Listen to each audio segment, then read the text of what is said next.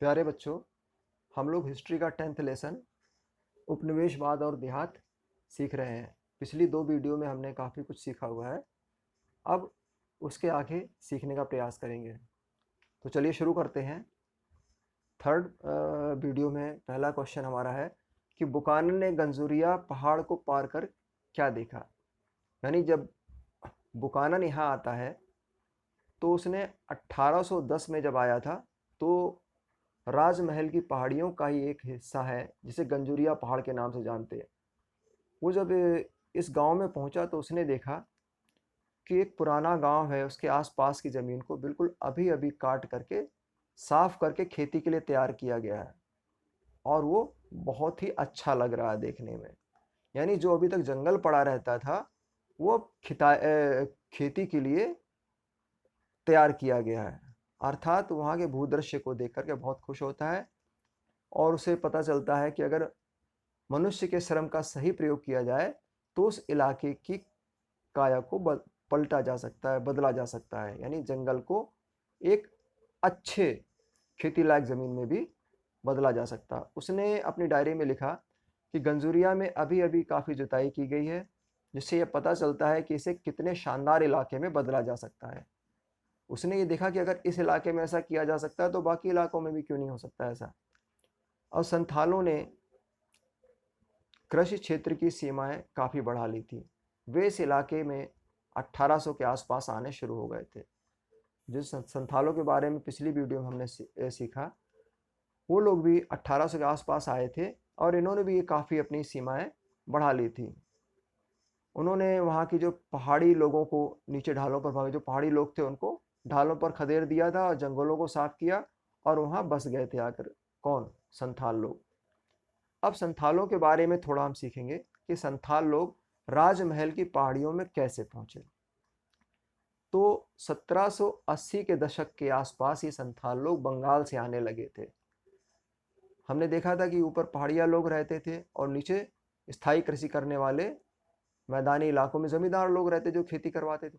तो उन जमींदार लोगों के यहाँ खेती में काम करने के लिए मजदूर मजदूर बनकर के लोग आए थे। यानी जमींदारों के खेतों में काम करने के लिए ये भाड़े पर मजदूर के रूप में लाए गए थे। तो ब्रिटिश अधिकारियों ने उन्हें यहाँ बसने का निमंत्रण दिया। जो संथाल लोग मजदूर बनकर के आए थे मैदानी इलाकों में खेती में मजदूरी करने के लिए, तो ब्रिटिश अधिकारियों ने बहुत अच्छा समझा उनको कि बहुत अच्छे लोग हैं, और उन्होंने उनको यहाँ बसाने का प्रयास शुरू कर दिया। किस इलाके में इन्हें यहाँ बसाया जाए।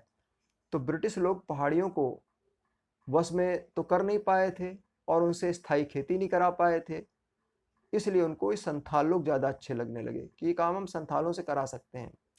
पहाड़ी लोग जंगल काटने को भी तैयार नहीं थे, हल चलाने को तैयार नहीं थे, लेकिन संथाल लोग जंगल को काटने को भी तैयार थे, हल से खेती करने को तैयार थे। इसलिए अंग्रेजों को ये पहाड़ी लोग, पहाड़ी लोग नहीं, संथाल लोग पहाड़ियों के मुकाबले ज़्यादा सभ्य और आदर्श बासिंदे लगते थे।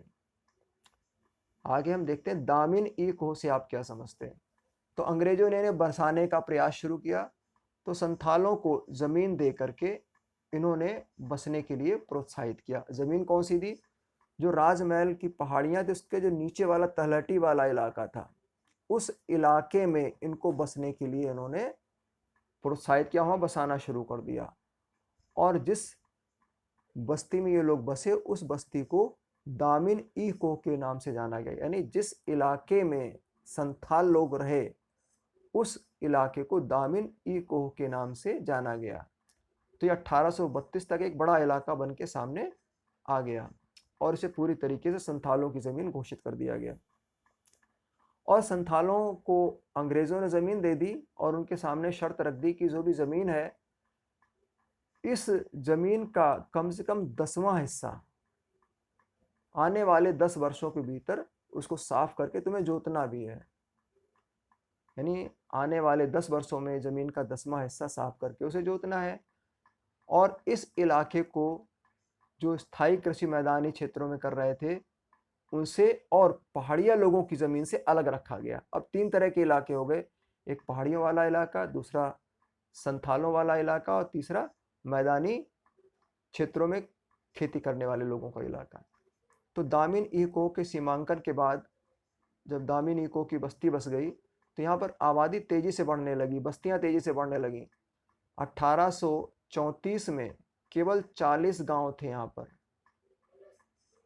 40 बस्तियां थी, गांवों की संख्या केवल 40 थी। और 1851 में पहुंच करके गांवों की संख्या 1473 तक हो जाती है।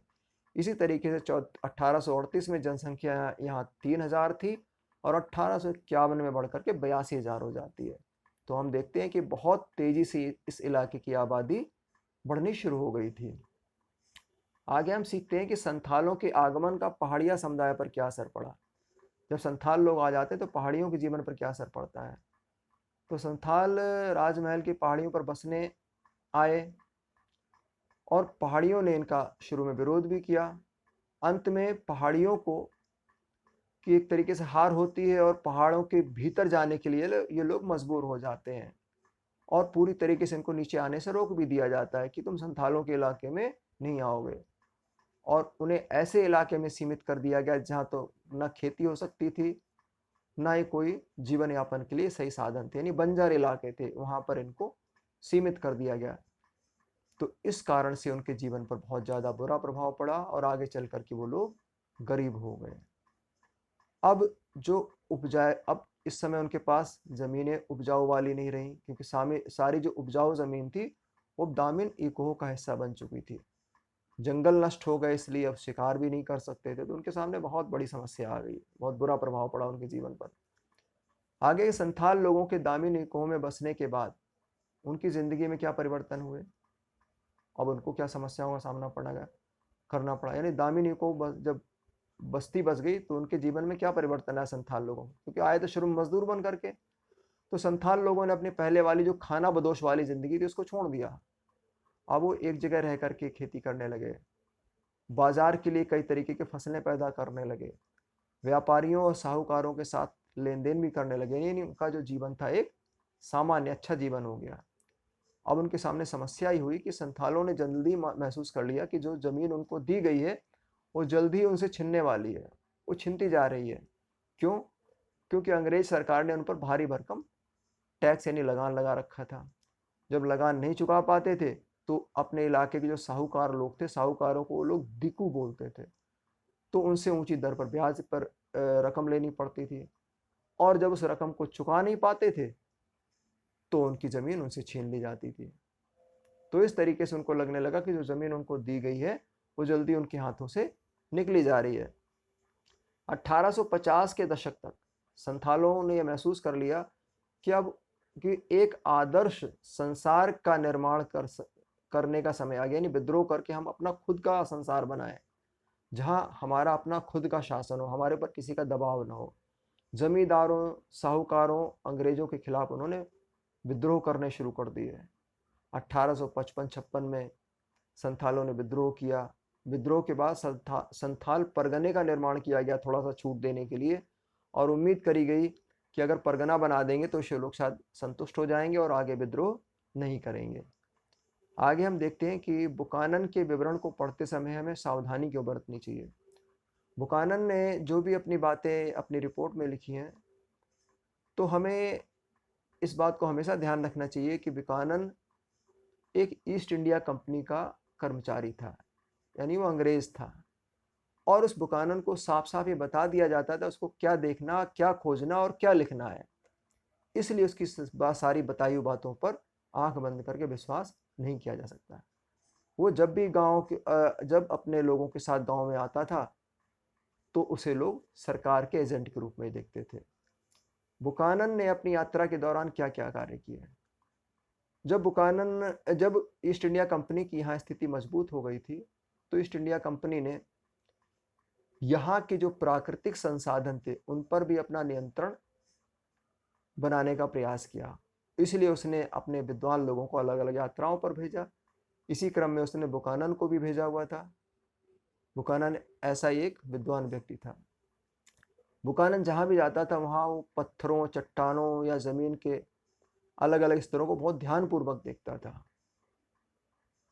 उसने खनिजों एवं मूल्यवान पत्थरों को भी ढूंढने का प्रयास किया। वहाँ पर जो खनिज जैसे लौह खनिज या ग्रेनाइट आदि, उन स्थानों को भी उसने पता लगा लिया। जब बुकानन किसी भी जमीन के दृश्य के बारे यानी भूदृश्य के बारे में लिखता था तो केवल इतना ही नहीं लिखता था वो कि उसने क्या देखा, वो भूदृश्य कैसा था, केवल ये नहीं लिखता था, बल्कि वो ये भी बताता था कि अगर इसमें इस तरीके से बदलाव कर दिया जाए तो बदलाव करके इसे और अधिक इस तरह से उत्पादक बनाया जा सकता है, उसको और भी ज़्यादा फायदेमंद बनाया जा सकता है। वहाँ कौन कौन सी फसलें बोई जा सकती हैं, कौन कौन से पेड़ काटे जा सकते हैं, कौन कौन से लगाए जा सकते हैं, इन सारी बातों को बुकानन अपनी बातों में लिखता था। और उसकी जो प्राथमिकताएं होती, जो बातें होती थी, वो बातें जो उस स्थान में रहने वाले लोग होते थे उनसे हट करके हुआ करती थी। तो बेटा फिलहाल हम लोग इस पाठ को यहीं तक सीखेंगे और उम्मीद करते हैं कि तुम्हें इस पाठ का बहुत फ़ायदा मिलेगा। धन्यवाद।